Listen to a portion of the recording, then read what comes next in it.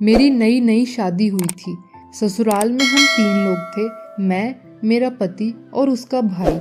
मेरे पति एक बिजनेसमैन थे और काम के सिलसिले में अक्सर कई दिनों के लिए शहर से बाहर चले जाते थे।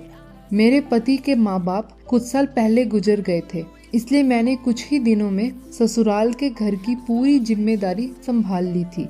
मेरे देवर की उम्र 17 साल की थी, इसलिए मुझे लगता था कि वो अभी बच्चा है। लेकिन एक दिन सुबह जब मैं उसके लिए चाय लेकर गई तो वो सो रहा था। मैंने उसे जगाया और चाय कप में डालने के लिए थोड़ा सा नीचे झुकी। तब मैंने देखा उसकी नज़र सीधा मेरी छाती पर टिकी हुई थी। फिर ऐसे ही एक दिन जब मैं अपने कमरे में कपड़े बदल रही थी तो मैंने देखा वो मुझे खिड़की से छिपकर देख रहा है। मुझे उसका ये व्यवहार ठीक नहीं लगा, लेकिन मैंने इस पर ज़्यादा ध्यान नहीं दिया क्योंकि मैंने सोचा वो अभी बच्चा है। एक दिन मेरे पति ने बताया उन्हें कुछ दिनों के लिए किसी ज़रूरी काम से शहर से बाहर जाना है और अगली सुबह वो घर से चले गए। अब मैं और मेरा देवर दोनों घर पर अकेले थे। फिर एक दिन मैं वॉशरूम में नहाने के लिए गई तो मैंने देखा वॉशरूम का लॉक खराब हो गया है। तब मैं ऐसे ही दरवाज़ा बंद करके नहाने लगी। जब मैंने अपने पूरे कपड़े उतार दिए और नहाना शुरू किया तभी मेरा देवर दरवाज़ा खोलकर सीधा अंदर आ गया। उसे देखते ही मेरी सांसें थम गई। मैं बिना कपड़ों के उसके सामने खड़ी थी। मैंने उसे जोर जोर से डांटा और कहा, आ लेने दो तुम्हारे भाई को, मैं तुम्हारी इन गलत हरकतों की खबर दूंगी। तब मैंने देखा उसकी आंखों में काफ़ी गुस्सा था और कुछ देर तक मुझे घूरने के बाद वो वॉशरूम से बाहर चला गया। अगले दिन जब मैं बाजार से घर वापस आई और अपने कमरे का दरवाज़ा खोला तो जो मैंने देखा उसे देखकर मेरी रूह कांप गई। मैंने देखा मेरे कमरे के टीवी पर मेरी नहाने से लेकर कपड़े बदलने तक की वीडियो चल रही है। मुझे समझने में जरा भी देर नहीं लगी कि ये सब किसने किया है। मैं गुस्से में सीधा उसके कमरे में गई तो मैंने देखा वो मज़े से बेड पर लेटा हुआ था और उसने कहा, अगर आपने किसी को कुछ भी बताया तो मैं आपकी ज़िंदगी बर्बाद कर दूंगा। मैं आपकी सारी वीडियोस इंटरनेट पर डाल दूंगा। मैं उसकी बात सुनकर काफ़ी डर गई और मैंने कहा, तुम मेरे साथ ऐसा क्यों कर रहे हो? मैंने तुम्हारा क्या बिगाड़ा है? तब उसने हंसते हुए कहा, बस मैं एक बार आपके साथ सोना चाहता हूँ। उसके बाद मैं सारी वीडियोस डिलीट कर दूंगा और कभी इसके बारे में किसी को नहीं बताऊंगा। यह सुनकर मैं अपने कमरे में वापस आ गई और रोने लगी। वो भी मेरे पीछे मेरे कमरे में आ गया। उसे देखकर मेरी धड़कन जैसे रुक गई हो। मैं जल्दी से बेड से उठकर खड़ी हो गई। तब वो मेरे पास आया और मेरे पीछे के हिस्से को अपने दोनों हाथों से पकड़ लिया।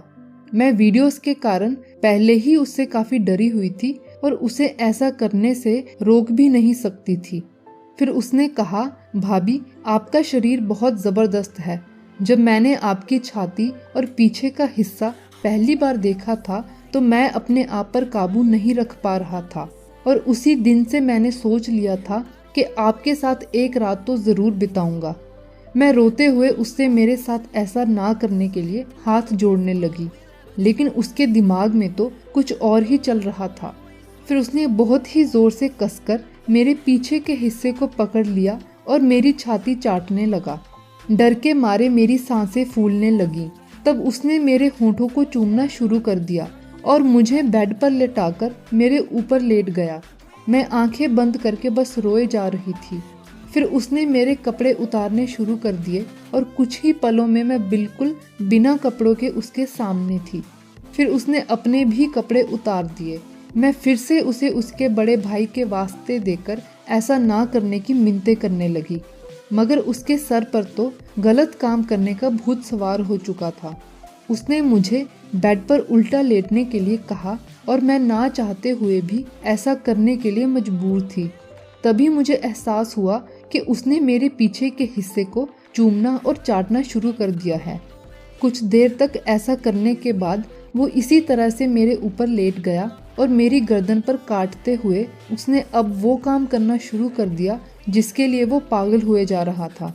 मैंने कभी सपने में भी नहीं सोचा था कि जिसे मैं बच्चा समझ रही थी वो मेरे साथ यह सब कर सकता है।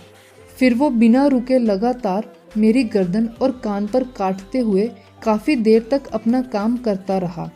मैं बस रोते हुए इस सब के ख़त्म होने का इंतज़ार कर रही थी। फिर उसने अपना काम ख़त्म किया और मेरे पास लेट गया।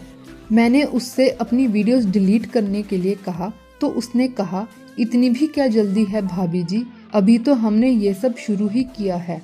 उसकी बात सुनकर मैं समझ गई कि वो मुझे इतनी आसानी से छोड़ने वाला नहीं है।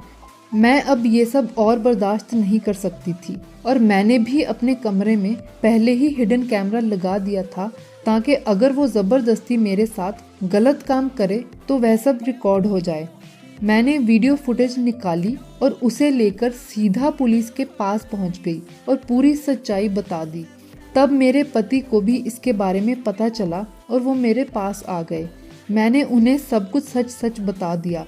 मुझे लगा था कि शायद वो मेरी बातों पर यकीन नहीं करेंगे और अपने भाई का साथ देंगे, लेकिन वो बहुत ईमानदार थे और उन्होंने कहा अगर ये सब कोई मेरी बहन के साथ करता तब मैं उसके लिए इंसाफ चाहता। अगर तुम्हारे साथ हुआ है तो भी मैं सिर्फ इंसाफ ही चाहता हूँ, फिर चाहे गलत करने वाला मेरा सगा भाई ही क्यों ना हो। उसके बाद पुलिस ने मेरे देवर को पकड़ लिया और मैं अपने पति के साथ खुशी खुशी रहने लगी। पति पत्नी एक दूसरे की सबसे बड़ी ताकत होते हैं अगर वह एक दूसरे पर भरोसा करें और एक दूसरे का साथ दें। आपको ये कहानी कैसी लगी कमेंट सेक्शन में ज़रूर बताएं। ऐसी ही और अच्छी कहानियों के लिए वीडियो को लाइक और चैनल को सब्सक्राइब करना ना भूलें।